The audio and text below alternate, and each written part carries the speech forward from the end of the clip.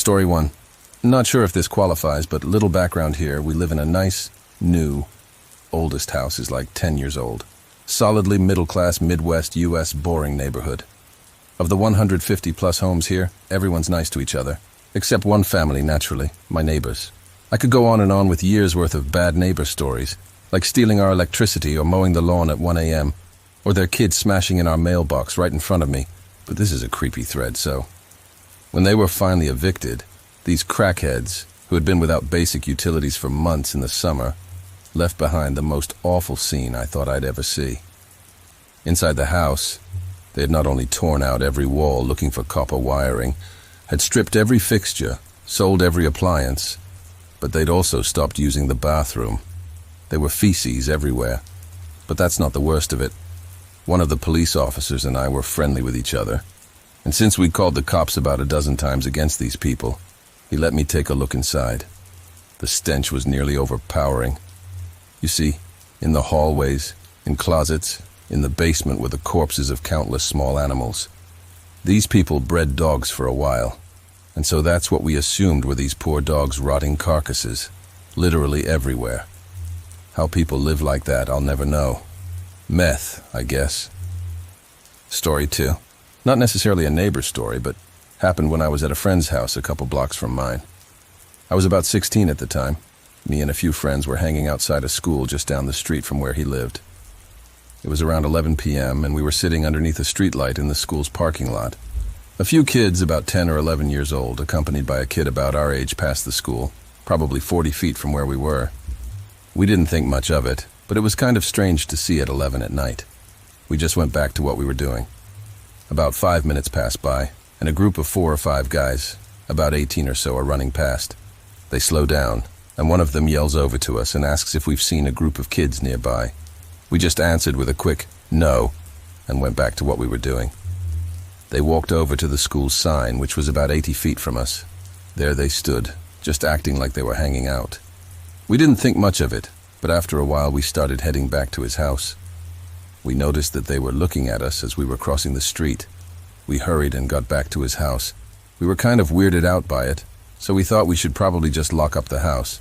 We were all hanging out in his living room, about 2 minutes after we got back. His front door starts shaking, and the doorknob was moving.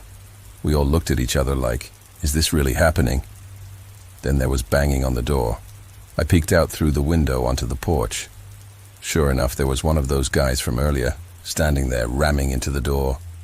We had no idea where his friends were, but we all grabbed things to defend ourselves, just in case any of them were to get in. One of my friends went into his kitchen to check his patio door. The guy at the front door ran off the porch. We went into the kitchen thinking maybe he was going to try the back of the house. It was just a glass sliding door after all. We waited and waited. For nothing. He left. I have no idea what the guy's intentions were, if he would have got in, who he was, nor why he followed us back and why none of his friends seemed to be with him. But thankfully none of them ever came back. But it was one heck of an experience. Story 3. Oh man, I get flashbacks now. Had a BFF when I was 10. She lived with her dad, stepmother, and 2 stepsisters. I was there all the time and had sleepovers now and then. One day we were playing downstairs. Stepmother was gone, work, when one of the stepsisters was called by the dad to go upstairs. After maybe 15 minutes, I also wanted to go upstairs because that's where the kids' bedroom was with toys. My friend panicked a little, told me to stay downstairs, and I joked around a little on why she was so persistent. Well, not long after we go upstairs to play and the stepsister is crying. I asked her all concerned, like, what's going on? You can tell me, etc., because she wasn't saying a thing. And my friend, another stepsister, again tried to lure me away and say to leave her alone. You could just feel their panic mode was on. I got home and told my mom this. She thought it was odd, but I only told her about the sister crying, not about not being allowed upstairs, etc. Not long after they moved to another city. Years later, the stepmother divorced her husband and called my mother to explain her that her ex-husband had been touching her daughters for years. I was so damn close to something happening. It happened just right above my head. Honestly, it made me paranoid about ever letting my kids have a sleepover. I learned the hard way that these things are happening in front of our noses. Story 4. I grew up living on a cul-de-sac, dead end, in a nice, normal, middle-class neighborhood. It was built in the late 60s, and during the time I lived there, the following happened, all involving the original families who were the first to buy homes there. One neighbor who worked for the city was caught embezzling and went to jail. A kid 3 doors down, who was a well-known bully and liked setting fires in the back alley, wound up committing a murder-suicide with his ex-girlfriend after she got a restraining order against him. Another kid went to jail after he was caught touching kids while working as a camp counselor. One day, 2 huge trucks pulled up to another neighbor's house. One was a moving truck and another had an industrial shredder. Box after box of documents were shredded. Nobody saw the actual family leave. They apparently went in the middle of the night. A few days after the trucks left, the police came around canvassing the neighbors, asking everyone if they knew where the family went. No one did. Never saw any of them again, and never did find out what happened there. Another family had a son with mental health problems who one night attacked both his parents with knives. The father died. The mother survived after a month in hospital, and the son barricaded himself in the house and committed suicide before the SWAT team moved in. All this happened across like 15 houses. The neighborhood itself has a great location in the city near parks and downtown, with big yards and good schools, and so has become very popular. These days, when someone moves away, the buyer often tears the original house down and builds a McMansion. When my mom finally sold the house a few years ago, I briefly considered buying it from her and doing the same. Then the movie IT came out, and we decided maybe something like that horrible clown was lurking on the cul-de-sac and decided not to. Story 5. Current upstairs neighbor. He disappears for weeks at a time. Then we will suddenly hear what sounds like a mosh pit happening at 11 p.m. on a weeknight announcing he's home. There's been a lot of things that have happened, but the top 2 that pretty much sum up everything you need to know about just how creepy the guy is. One day I was bringing up groceries and he offered to help.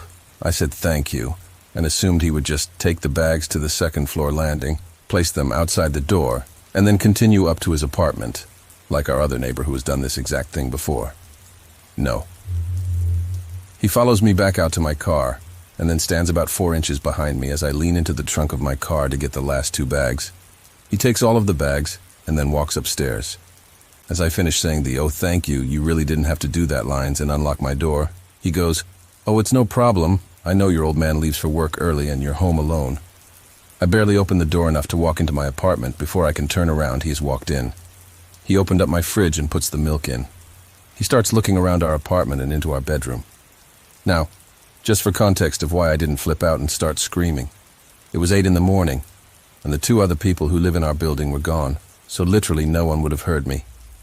He's about 6'2" and I'm 5'5" if I have on thick shoes. I go, "Okay, thanks for the help, I'll see you around." He continues to dig through the fridge and looking towards my bed. Then he turns and starts stepping towards me. Then he realizes that I have a large butcher knife 4 inches away from my hand. He leaves. I call my husband, who is at work an hour away, crying, and tell him what just happened. That night he goes to confront the guy, and he won't answer the door. So my husband goes up the next day, and the guy breaks down crying and tells my husband he doesn't remember anything, and he is sorry. He was just trying to be neighborly. My husband just tells him, "My wife is a tough girl. She can carry the groceries up herself." 2. We woke up one night hearing someone yelling and screaming outside. When we look out our living room window, we see upstairs creeper with blood streaming down his face. So drunk, maybe high. He could barely stand, screaming at police, "I'm not going to the damn hospital." Apparently, he had gotten into a fight at the pool hall down the street with 4 or 5 other guys and gotten his ass kicked. Eventually, the cops got a hold of him and took him to the hospital in cuffs. The next morning, I went to go get groceries alone. My husband didn't have to work that day. When I came home, he was standing outside smoking a cigarette. You could tell he was still pretty intoxicated from whatever he was on the night before. This time he walked straight up to the car and acted like he was waiting for me to get out, but he stood by the trunk. This was also the first time I had seen him since the initial incident, that he could have thought my husband wasn't home. I called my husband, and when he saw that I was on the phone and heard my husband coming down the stairs of the building, he took off running around the corner. My husband took me to the store that day and got me a gun. Now, anytime he sees me alone, he just stares. But if my husband is around, he acts like he doesn't even see us. TLDR. Pretty sure my upstairs turns into a sexual predator anytime he gets really fucked up. Never does creepy shit when he knows my husband is home. Story 6. We have relatively new, 3 to 4 years neighbors who live behind us. I've never met the wife or even seen her. The husband is late 50s, early 60s and looks creepy as shit. Thin, long white hair, about 30 pounds overweight, and always wears a retro Bulls jacket and slacks. Every single morning I go to work, he's walking his dog. Every day I get home, he's doing the same. He oftentimes walks right along the property line between our houses and stares into our bay window. One day, me and my brother and his 2 little kids were sitting on the front porch, getting ready to walk to the park to play basketball, when he walked up and started talking to them, asking weird questions and generally giving off creep-ass vibes. Me and my brother asked him a few times what his dog's name was, and he seemed caught off guard and never answered us. Always dodged the question and kept talking to my niece and nephew. He looks like a textbook serial killer. My mom lays in the backyard all the time in the summer tanning wearing a bikini, and she has caught him staring at her before through a gap in the bushes that separate our properties on the eastern side. Our workout room has a door to that backyard, and I commonly hit my bowl a few times right outside the door. And one night I went out for a few hits and heard creepy-ass whistling. It was especially creepy because it was raining, virtually no visibility, and it was so close. So fucking sketchy, I slammed the door and locked it and checked the doors after that. I don't know if he's just a weird old man or if he's actually not mentally there, but the dude is so weird. Oh, and I just remembered another thing. When I'm driving past when he's walking his dog, he stares at me until I'm out of view, the entire time, every single time. I know this because I check my mirrors to see if he's still staring, and yup, what the fuck, dude?